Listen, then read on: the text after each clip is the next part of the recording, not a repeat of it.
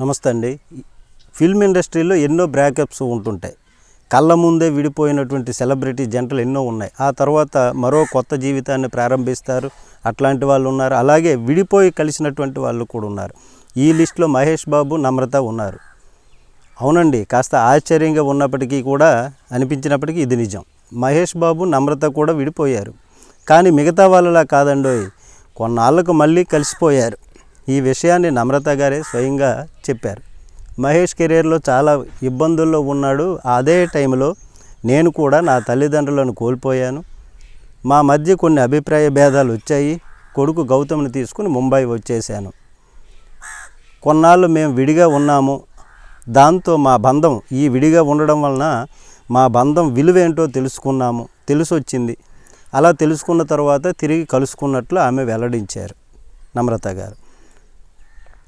అయితే ఈ విధంగా విడిపోయి కలుసుకున్న తర్వాతే సితార జన్మించింది. అంతేకాదు మహేష్ వల్ల తన కెరీర్ను పక్కన పెట్టినటువంటి విషయాన్ని కూడా నమ్రత చెప్పుకొచ్చారు.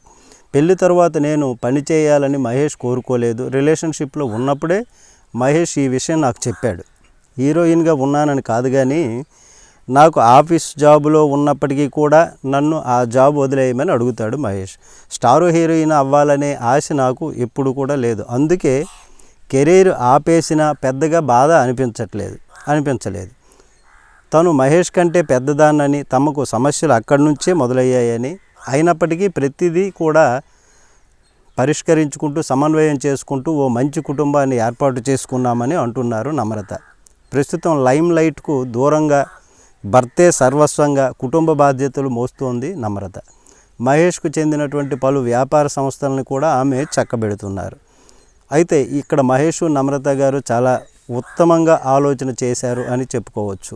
విడిపోయి మళ్ళీ కలిసి కుటుంబాన్ని చక్కగా తీర్చిదిద్దుకుంటున్నారు.